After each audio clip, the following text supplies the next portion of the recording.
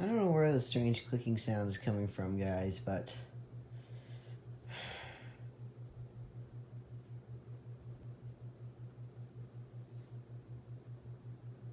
it may be coming from the fan, or it could be coming from the baseboard heat.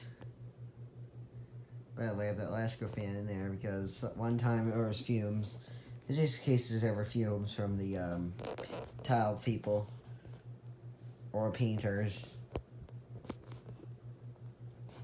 So yeah.